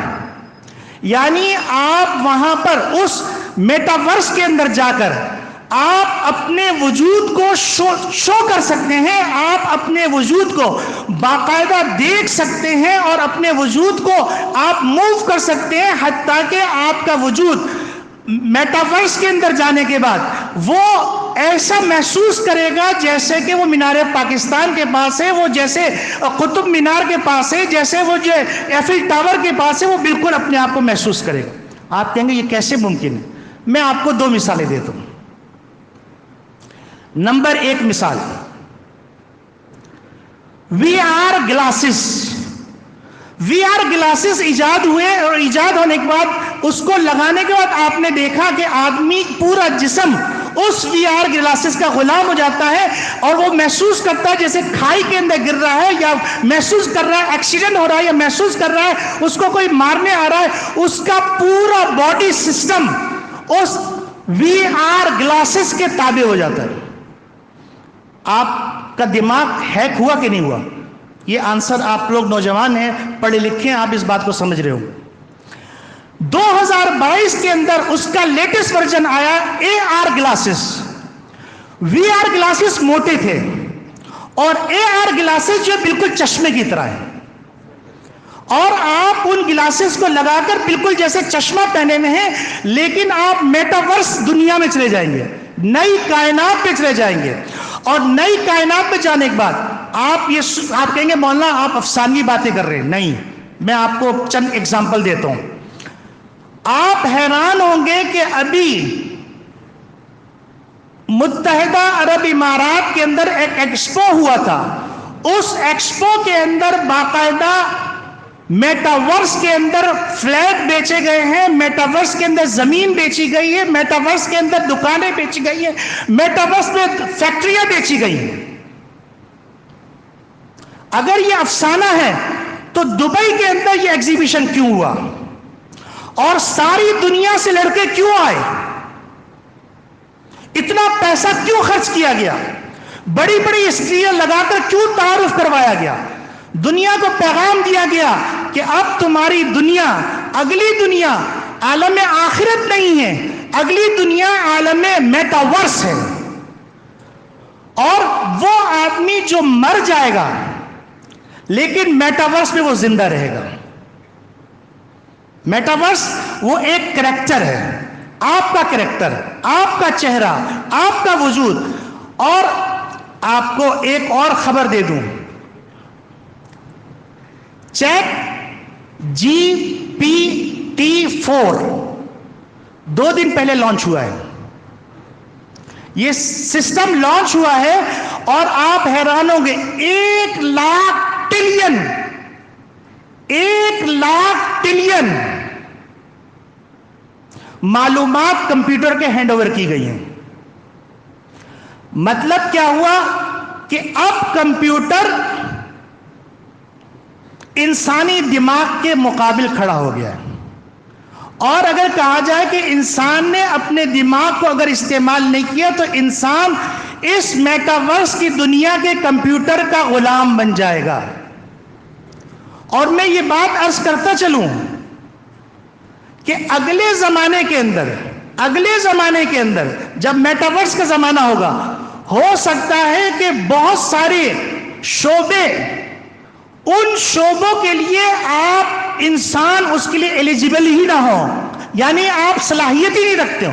ایک تو ہوتا ہے ملازمتیں ختم ہو جانا، ملازمتیں ختم نہیں ہوں گی بلکہ آپ اس قابل ہی نہیں رہیں گے۔ وجہ یہ ہے کہ اس وقت، یہ میں آپ کو بتا رہا ہوں، پاکستان کے علاوہ دوسری دنیا کے اندر وہ ہاسپٹل کو اجازت دے دی گئی ہے، اس ہاسپٹل کے اندر کوئی ڈاکٹر نہیں ہوگا، کوئی کچھ نہیں ہوگا، صرف مشینیں ہوں گی۔ اس ہاسپٹل پہ آپ جائیں گے، آپ کا چیک اپ ہوگا، اور یہ جو چیٹ جی پی 4 جو لانچ کیا گیا ہے، ان معلومات کی اس کے پاس وہ تمام معلومات ہوں گی جو انسان کے احساسات ہوتے ہیں، جو انسان کے اندر بیماریاں ہوتی ہیں۔ تو ایک ڈاکٹر ایک چیز کو بھول سکتا ہے لیکن کمپیوٹر نہیں بھول سکتا۔ تو کمپیوٹر طے کرے گا کہ آپ یہ دوائیں استعمال کریں، تو گویا کہ آپ کی میڈیکل فیلڈ ختم ہو جائے گی، ڈاکٹر بے روزگار ہو جائیں گے، انجینئرنگ فیلڈ ختم ہو جائے گی، کیونکہ ایسے کمپیوٹر۔ اچھا آپ کہیں گے مولوی صاحب آپ پتہ نہیں عالم ارواح کی باتیں کر رہے ہیں۔ آپ کو میں عرض کر دوں، اس وقت دبئی ایئرپورٹ کے اندر، امیگریشن کے اندر کوئی بندہ نہیں ہے، سارا کمپیوٹر جو ہے پورا نظام چلا رہا ہے۔ تو اس معاشرے کے اندر بچوں کو، اب آپ سمجھے میں کیا کہنے جا رہا ہوں، میں اب اپنے اس اتنی بڑی تمہید آپ کے ایمان کو بچانے کے لیے کر رہا ہوں، ختم نبوت کی حفاظت کے لیے کر رہا ہوں۔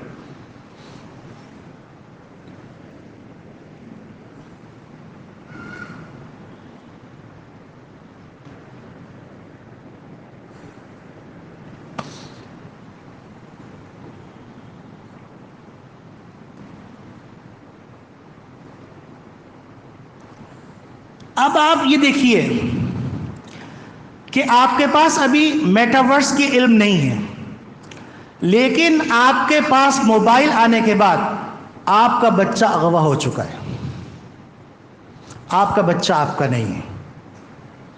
آپ مسلمان ہیں لیکن آپ کا بچہ شاید ذہنی طور پر مسلمان نہیں، وہ یہ تو جانتا ہے کہ فلاں فلاں کیریکٹر اس فلاں گیم کے ہیرو ہیں، لیکن وہ یہ نہیں جانتا کہ خاتم النبیین کون ہے۔ وہ اس موبائل کے ذریعے سے تو جانتا ہے کہ فلاں فلاں کارٹون کے اندر فلاں فلاں کریکٹر بڑا ہیرو ہے، لیکن وہ یہ جانتا نہیں ہے کہ ابو بکر صدیق کون ہے، عمر فاروق کون ہے رضی اللہ عنہم، حضرت عثمان غنی کون ہے، اور حضرت علی المرتضیٰ رضی اللہ عنہ کون. وہ یہ نہیں جانتا کہ فاطمہ الزہرا کون، حتیٰ کہ اس کے نزدیک ایمان کی کوئی حیثیت بھی نہیں ہے. اس کا سارا محور، سارا مرکز، اس کے دماغ کا سب کچھ ہیک ہو چکا ہے. حتیٰ کہ میں آپ کو یہ واقعہ عرض کروں کہ ایک بچے کو دیکھا وہ دیوار کو یوں کر کے یوں کر رہا ہے، اس سے پوچھا کیا کر رہے ہو، تو کہنے لگا میں پوجا کر رہا ہوں. کیونکہ انڈین کارٹون اس حد تک بنا دیں گے، اتنے اٹریکٹیو ہیں، اتنے خوبصورت ہیں، اتنے کلرفل ہیں، اور ایسے اٹریکشن اس کے اندر رکھی گئی ہے کہ بچہ شوق سے دیکھ رہا ہے. اردو کارٹون نہیں دیکھتا، وہ ہندی کارٹون دیکھتا ہے. اور وہ قدم قدم پر بدھوں کی پرستش اور مختلف چیزیں دکھاتے ہیں. یہ ایک بات عرض کی. حتیٰ کہ آپ حیران ہو جائیں گے کہ ایسے واقعات سامنے آئے ہیں کہ بچے سے موبائل لے کے چھپا دیا گیا تو بچے نے گھر کے اوپر سے لے کے نیچے تک ہر چیز کو ستیہ ناش کر دیا، سب کچھ توڑ دیا، اور ماں باپ کونے پہ جو ڈرے بیٹھے ہوئے ہیں کہنے کہ قابو میں نہیں ہے. یہ اسی معاشرے کے واقعات سنا رہا ہوں میں آپ. ابھی یہ میٹاورس کی دنیا میں نہیں گئے ہم لوگ، ابھی ہم اسی دنیا میں ہیں. اور ہمارا بچہ جو اس وقت 3 سال کا ہے یا 10 سال کا ہے وہ کہاں جا رہا ہے. اسی طریقے سے آپ حیران ہو جائیں گے، ایک گیم آیا تھا پب جی. علماء اکرام نے فتویٰ دیا کہ پب جی کھیلنا حرام ہے. سارے نوجوان ناراض ہو گئے، مولوی ترقی کی راہ میں رکاوٹ. میرے پیارو، میں تمہیں ایک واقعہ سناتا ہوں. ایک بزرگ حالت نزا میں تھے، ان کے عیادت کے لیے ایک آدمی آیا اور ان کے شاگرد سے بیٹھ کر بحث کرنے لگا، یہ حلال ہے، یہ حرام ہے، یہ حلال ہے، یہ حرام ہے، یہ حلال، علماء نے ہر چیز کو حرام کر دیا ہے. تو وہ بار بار بحث کر رہا تھا. تو وہ نزا کے عالم میں ایک دم آنکھ کھلی اور انہوں نے فرمایا، دیکھو اگر تم مولوی کے کندھے پہ پاؤں رکھ کے جہنم میں جانا چاہو گے، قسم خدا کی مولوی تمہارے پاؤں کو پکڑ کے گھسیٹے گا. اگر تمہیں جہنم میں جانا تو ڈائریکٹ جاؤ. تم مولوی سے مت کہلواؤ کہ یہ حلال ہے، یہ حرام ہے. تو میرے عزیز دوستو بھائیوں، پب جی کے اندر جو خرابی تھی وہ خرابی یہ تھی کہ اس کے اندر انرجی لینے کے لیے بدھا کے سامنے سجدہ کرنا پڑتا تھا اور بدھا سے انرجی مانگنی پڑتی تھی. وہ کہتے ہیں وہ کریکٹر ہے. کریکٹر استعمال کون کر رہا ہے؟ آپ مجھے بتائیے، آج سائبر کرائم کی بنیاد پر لوگ قیدوں میں ہیں کہ نہیں ہیں؟ سائبر نیٹ استعمال کرنے، فیس بک یوز کرنے کے اوپر، غلط پروپیگنڈا کرنے کے اوپر قیدوں میں پڑے ہوئے کہ نہیں پڑے ہوئے؟ تو وہاں پہ کیوں کہا جا رہا ہے کہ ہم نے تو صرف انگلیاں استعمال کی تھی؟ ہمیں قید کیوں کیا گیا؟ ہم نے تو صرف انگلیاں استعمال کی تھی. تو میرے عزیز دوستو، جب دنیا اس کو کرائم کہتی ہے تو اہل ایمان بھی اس کو کرائم کہیں گے. 2 باتیں ہو گئیں. تیسری بات، جب میٹاورس میں چلے جائیں گے تو آپ حیران ہوں گے کہ ایک کرنسی متعارف کروائی گئی اور ایک دم غائب ہو گئی. یہ بہت سارے مسلمان اس کے اندر برباد ہو گئے، حتیٰ کہ امریکہ کے 2 بینک ڈیفالٹ ہو گئے.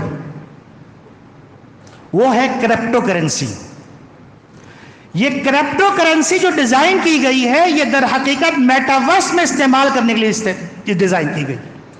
اس کو میٹاورس کی کرنسی کے طور پہ استعمال کیا جائے گا، کیونکہ وہاں پر آپ پوری دنیا کے اندر، اچھا اس کے فوائد کی میں بات نہیں کر رہا ہوں، میں جہاں مجھے خطرہ ہے ان خطرات کی نشاندہی کر رہا ہوں.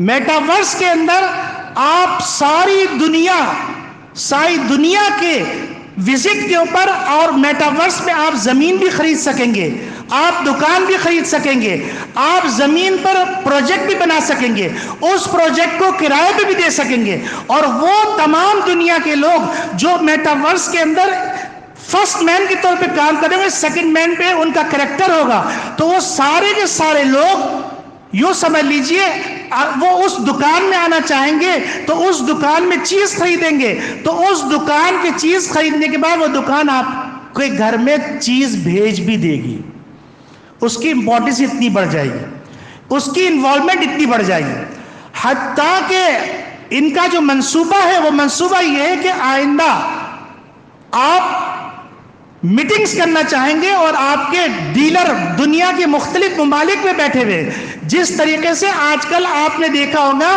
آپ میٹنگ کرتے ہیں، لیپ ٹاپ لے کے بیٹھ جاتے ہیں، چاروں طرف دنیا میں لوگ بیٹھ جاتے ہیں اور میٹنگ کر رہے ہوتے ہیں، اس کے اندر وہ کریکٹر ایک جگہ، جس جگہ کو آپ چوز کریں گے، مثلا آپ میٹاورس میں سوئٹزرلینڈ کو چوز کریں گے تو آپ کا کریکٹر باقاعدہ جہاز میں سفر کر کے جس کا ٹکٹ خریدے گا اور سفر کر کے آپ دیکھ رہے ہوں گے کہ وہ سفر کر کے سوئٹزرلینڈ اترے گا، وہاں اس کا استقبال کریں گے اس کے پارٹنر، اور پھر میٹنگ ہال میں جائیں گے اور میٹنگ ہال میں بیٹھ کے باقاعدہ میٹنگ کریں گے اور وہ تمام ڈائلاگ جو آپ بولنا چاہتے ہیں وہ کریکٹر بولے گا۔ یہ بات تو یہاں تک ہوتی تو ختم ہو جاتی۔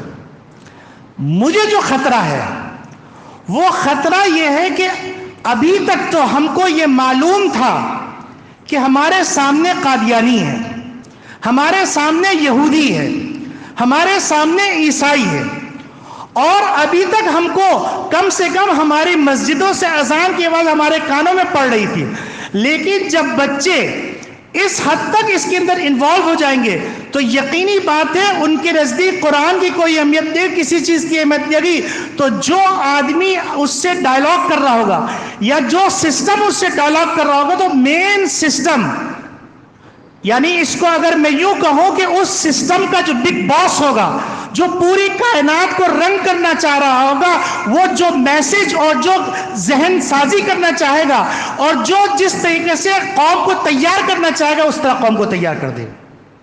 آپ کہیں گے یہ کیسے ہو سکتا ہے؟ میں آپ کو 3 مثالیں دیتا ہوں۔ لیبیا کے اندر انقلاب آیا، ایک ہی وقت میں سارے لوگ باہر نکل آئے۔ عراق کے اندر انقلاب آیا، ایک ہی وقت میں سارے لوگ باہر نکل آئے۔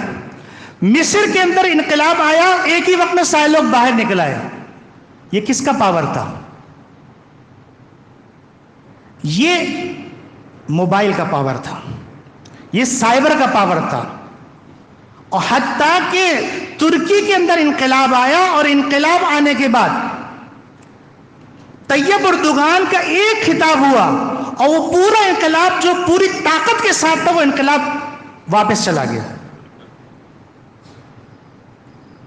سائبر کا اتنا پاور ہے۔ یہاں پاکستان میں مثالیں لیکن میں نہیں دوں گا۔ ذہن سازی کرتے کرتے کرتے اس حد تک ذہن سازی ہو جاتی ہے کہ آپ تصور نہیں کر سکتے۔ اب اس وقت سوشل میڈیا کے اوپر سائبر کے سلسلے میں مسلمانوں کے پاس اتنی صلاحیت نہیں ہے جتنی صلاحیت قادیانیوں کے پاس، اور جتنا فنڈ قادیانیوں کے پاس ہے۔ تو آپ یاد رکھیے گا کہ وہ قادیانی جو آپ کے گھر تک نہیں آ سکتا تھا، اب وہ قادیانی آپ کے بچے کے دماغ تک پہنچ جائے گا اور اس بچے سے ایک سوال کرے گا۔ وہ سوال میں آج آپ کو بتلا رہا ہوں، اور وہ سوال ہے ختم نبوت سے متعلق۔ وہ سوال یہ کرے گا جس کی تیاری ہے، وہ سوال یہ کرے گا، پہلے میٹاورس کی دنیا کا وہ یرغمال بنا لے گا اور اس کو بالکل اس کا دلدادہ بنا دے گا اور اس کا عاشق بنا دے گا، حتیٰ کہ بچہ، میں آپ کو یہ لکھ کے دینے کے لیے تیار ہوں، بچہ اپنی بیوی کا فیصلہ ماں باپ کے ذریعے سے نہیں کرے گا، میٹاورس کرے گا، کیونکہ میٹاورس کے اندر جو چیزیں ہمارے سامنے آئی ہیں اب تک، اس کے اندر آپ نے گھر بنایا یا آپ نے آفس بنایا، آپ کے دل میں خیال پیدا ہو اس میں میرا کوئی اسسٹنٹ ہونا چاہیے، آپ کا خیال کمپیوٹر فارم پڑھ کے آپ کے سامنے آفر لے کے آئے گا کہ آپ کو ایک ملازم چاہیے، یہ خواتین ہیں، ان خواتین کو آپ چوز کر لیجئے اپنی سیکرٹری کے لیے، اور وہ خواتین کو باقاعدہ چوز کیا جائے گا اور کرپٹو کرنسی سے ڈیجٹ آپ کے اکاؤنٹ سے اس کے اکاؤنٹ میں چلے جائیں گے، اور وہ خواتین میں سے جس خاتون کا انتخاب کیا جائے گا وہ آپ کی سیکرٹری بن جائے گی اور آپ کے ساتھ رہے گی اور باتیں کرے گی. اور اس کے علاوہ میں وہ باتیں بیان نہیں کرنا چاہتا ہوں جو باتیں بیان کرنے کے قابل نہیں. تو ابھی پہلے زمانے میں بچے گلیوں میں پل جاتے تھے، اب بچے ہماری گودوں میں نہیں پل سکتے، اتنا خطرہ ہو گیا. اور وہ خطرناک سوال جو کیا جائے گا، وہ سوال کیا جائے گا چلو تم نہیں مانتے مرزا غلام احمد قادیانی لعنت اللہ علیہ، سب کہیے لعنت اللہ علیہ، کذاب، دجال، ملعون، کافر، یاد رکھیے گا. اور ہم کس کے پروانے؟ ختم نبوت کے. کس کے پروانے؟ کس کے پروانے؟ ہم جان کس کے لیے دیں گے؟ کس کے لیے جان دیں گے؟ یہ سمجھ لیجئے. سوال یہ کیا جائے گا بچوں سے کہ چلو تم نے کہا کہ محمد صلی اللہ علیہ وسلم خاتم النبیین ہے اس دنیا کے اندر، میٹاورس تو یہ الگ دنیا ہے، اس کا نبی مرزا غلام احمد قادیانی. یہ تیاری مکمل ہو چکی ہے. اب اس کا جواب سن لیجئے، میں آج دے رہا ہوں. یہ سوال جب بھی آئے گا لیکن اس کا جواب آپ کے پاس ہونا چاہیے. دیکھیے، سبحان الذی اسرا بعبدہ لیلا من المسجد الحرام الى المسجد الاقصى الذی بارکنا حولہ لنریہ من آیاتنا. نبی کریم صلی اللہ علیہ وسلم کو نبوت دینے کے لیے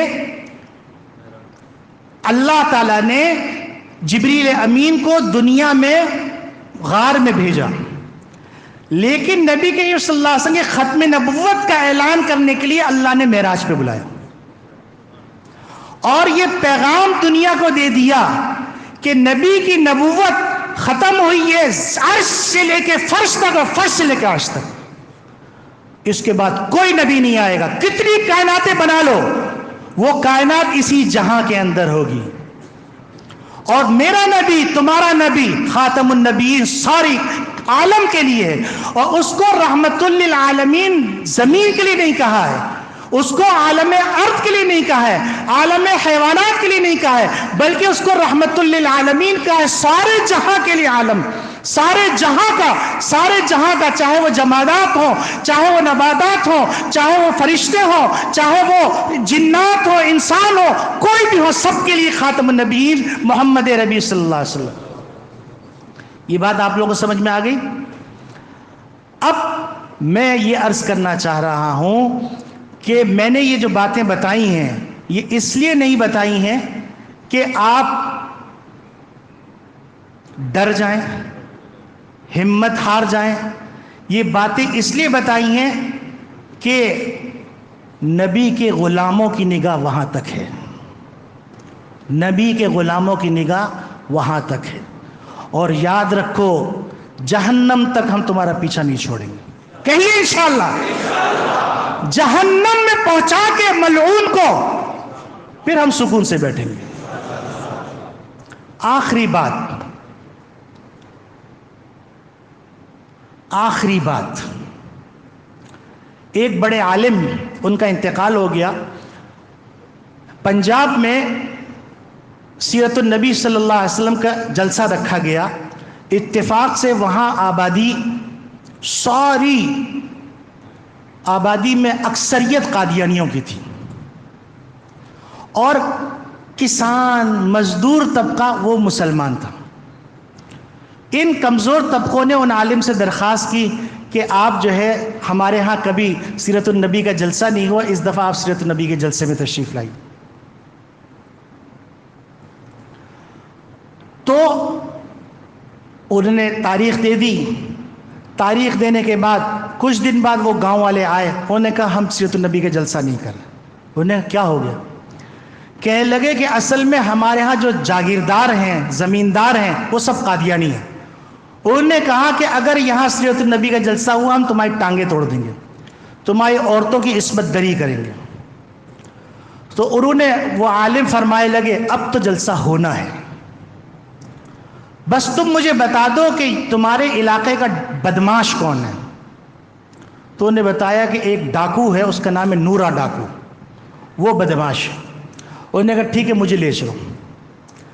نورا ڈاکو کے پاس لے گئے تو وہ عالم کہنے لگے دیکھو نبی کریم صلی اللہ علیہ وسلم کی شان میں جلسہ ہو رہا ہے اور تمہیں صرف اور صرف جو اسٹیج پہ کھڑے رہنا ہے اور ایک دفعہ یہ کہہ دینا ہے کہ اگر کسی نے جلسے کو خراب کرنے کی کوشش کی یا جلسے کے بعد کوئی نقصان پہنچانے کی کوشش کی میں سب کی ٹانگیں توڑ دوں گا۔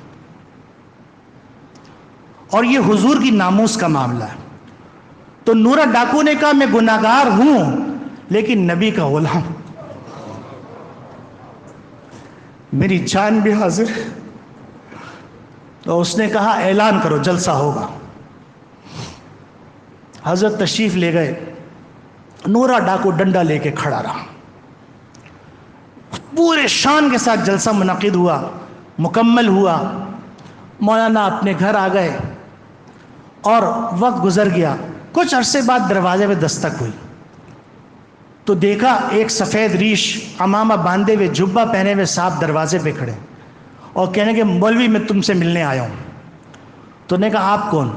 کہیں گے میں نورا ڈاکو ہوں، اور آنکھوں سے آنسو جاری ہے۔ تو کہ یہ تم میں کیا ہو گیا؟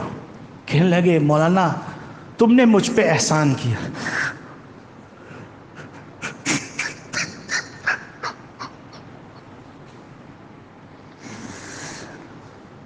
تم نے مجھے جو ہے حضور کے ناموس کی حفاظت کے لیے کھڑا کیا، میں جلسے بھر کھڑا رہا، رات میں سویا، آقا خواب میں تشریف لائے اور فرمایا نورا تو نے جو ہے میری ناموس کی حفاظت کی ہے، میں نے اللہ سے درخواست کی ہے، اللہ نے تیرے گناہ معاف کر دیے۔ کہیں اس کے بعد سے نہ میرے آنسو رکتے ہیں نہ میری داڑھی رکتی۔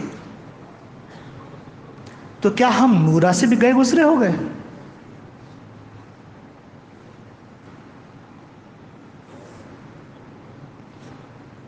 میرے عزیز دوستو یاد رکھو اپنے بچوں کو قرآن ضرور پڑھاؤ۔ اپنے بچوں کو اب اس کی حفاظت کا راستہ بتا رہا ہوں۔ یہ میٹاورس سے حفاظت کیسے ہوگی؟ استعمال کرنا پڑے گا، چاہو نہ چاہو۔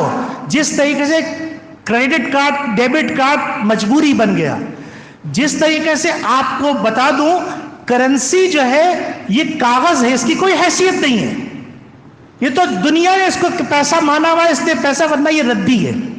آج اعلان ہو جائے کہ اس کاغذ کو ہم کرنسی نہیں مانتے، یہ ردی ہو جائے گی، ورنہ کرنسی تو اصل سونا چاندی تھی، اس کو تبدیل کیا گیا۔ ایک سازش کہتے ہیں، لمبی کہانی ہے کس طریقے سے ورلڈ بینک بنا، IMF بنا، یہ کسی موقع میں عرض کریں گے۔ تو اب آپ یہ سمجھ لیجئے کہ یہ کرنسی بنائی گئی تھی کہ سونا آپ نے جمع کروا دیا، اس کے بدلے میں یہ کرنسی ہے۔ اب یہ اگر اعلان ہو گیا کہ پیپر کرنسی ختم ہو کر ڈیجیٹل کرنسی چلے گی، آپ کی مجبوری ہوگی، استعمال کرنا پڑے گا۔ تو اب بچانا کیسے ہے ان خطرات سے؟ ہم کو بچنا کیسے؟ اپنی نسلوں کو بچانا کیسے؟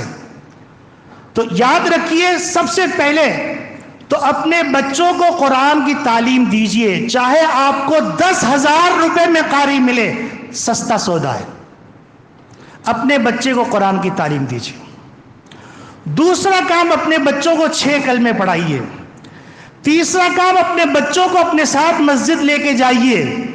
میں قیامت تک کی نسل کو پیغام دے رہا ہوں۔ ہو سکتا ہے عربی کا شاعر کہتا ہے کہ یلوح الخط فی قرطاس دهرا وکاتبہ رمیم فی التراب، کہ انسان کی تحریر صدیوں باقی رہتی ہے اور اس کا لکھنے والا مٹی ہو جاتا ہے۔ آج یہ باتیں میرے بیٹے ریحان نے سیو کی ہیں، ہو سکتا ہے میں ختم ہو جاؤں اور ہر انسان کو جانا ہے، لیکن یہ باتیں رہ جائیں گی۔ میں قیامت تک کی نسل کے لیے یہ پیغام دے رہا ہوں کہ اگر اپنے بچوں کی ایمان کی حفاظت کرنی ہے، اپنے بچوں کو ختم نبوت پہ باقی رکھنا ہے، اپنے بچوں کو عاشق رسول بنانا ہے۔ دیکھو عاشق رسول ایسے ہوتے ہیں کہ پھر رسول اللہ ہر رات میں اس کی زیارت کے لیے آتے ہیں۔ جب قائد اعظم محمد علی جناح کہتے ہیں کہ تم جو ہے ایک دفعہ کہہ دو کہ میں نے غلطی سے کہہ دیا. انہوں نے کہا میں کیسے کہہ دوں کہ جب کہ نبی کی روزانہ میری زیارت ہو رہی ہے. تو میرے عزیز دوستو بھائیوں، اپنے بچوں کو اگر عاشق رسول بنانا چاہتے ہو تو ضرور بھی ضرور اپنے بچوں کو 6 کلمے یاد کراؤ، اپنے بچوں کو مسجد لے کے آؤ، اپنے بچوں کو وضو سکھاؤ، اپنے بچوں کو سیرت النبی پڑھاؤ، اپنے بچوں کو خلفاء راشدین کا تعارف کرواؤ، نبی کی محبت پیدا کرو، اپنے بچوں کو علماء سے ملاؤ، علماء کی مجلسوں میں لے کے جاؤ، درس قرآن میں لے کے جاؤ، دعوت و تبلیغ کے مراکز میں لے کے جاؤ، خانقاہوں میں لے کے جاؤ. اپنے بچوں کو نیچر سے قریب کرو، کیونکہ اگلا جو زمانہ آ رہا ہے وہ نیچر سے دور کرے گا. یہ میٹاورس ہریالی ہے لیکن حقیقت میں ہریالی نہیں ہوگی. فضا اچھی ہوگی لیکن حقیقت میں فضا نہیں، وہ ساری خوابوں کی دنیا ہے، سپنوں کی دنیا ہے. تو اپنے بچوں کو باغات میں لے کے جاؤ، اپنے بچوں کو اللہ کی قدرت کے مظاہر دکھاؤ، اپنے بچوں کو حرمین لے کے جاؤ، اپنے بچوں کو روضہ اقدس میں لے کے جاؤ، اور یہ قیامت تک کے لیے کرتے رہو. بھلے تم کو میٹاورس کے اندر جانا پڑے، میٹاورس کی دنیا کے اندر، لیکن یہ سمجھ لینا اگر ایمان ہے تو سب کچھ ہے، اگر ایمان نہیں تو کچھ بھی نہیں. تو میرے عزیز دوستو بھائیوں، یہ ایک دکھ بھرا پیغام ہے. میں نے بہت ساری چیزیں شارٹ کر دی ہیں جو اس سے زیادہ خطرناک، اس سے زیادہ ہیبتناک، اور یہ ممبر کو زیب بھی نہیں دیتی کہ وہ باتیں میں جو ہے ممبر پہ بیٹھ کے کروں. بہت خطرناک باتیں. میں 2 لفظ میں اشارہ کر دیتا ہوں کہ اس کے اندر آج جوا کھیلنے کے لیے جوا خانے میں جانا پڑتا ہے. وہاں پر جوئے خانے میں جانے کی ضرورت، بستر پہ لیٹے لیٹے جوا ہوگا. یہاں پر گھوڑے کی قیمت لگانے کے لیے، جو ریس کا گھوڑا ہوگا، قیمت لگانے کے لیے آپ کو میدان میں جانا پڑتا ہے. وہاں پر آپ کو بستر پہ لیٹے لیٹے جوا کھیلیں گے. یہاں پر گناہ کرنے کے لیے کسی قوبہ خانے میں جانا پڑتا ہے. وہاں گناہ کرنے کے لیے وہ کریکٹر اور سامنے والا کریکٹر وہ گناہ کرے گا جس کو ذہنی طور پر لذت کے طور پہ استعمال کیا جائے گا. میرے عزیز دوستو بھائیوں، ہر زمانہ خطرناک ہے، اور خطرناک سے خطرناک زمانہ آ رہا ہے. اپنے بچوں کو اگر ایمان پر دیکھنا چاہتے ہو، اپنے بچوں کو اگر اسلام پر دیکھنا چاہتے ہو، اپنے بچوں کو اگر محمد کا غلام دیکھنا چاہتے ہو، تو میرے بچوں کو یہ سارے میرے نبی کی امت ہے، اس امت کا غم اپنے اندر پیدا کرو، اپنے بچوں کی نگرانی کرو، اپنے بچوں کو دیکھو کہ موبائل پہ کون کون سے سائٹ پہ جا رہے ہیں، کیا کیا چیزیں وزٹ کر رہے ہیں. موبائل کو ضرورت تک رکھو، ضرورت سے بڑھنے مت دو، ورنہ یاد رکھو یہ بچہ گود میں ہوگا لیکن ہمارا نہیں ہوگا.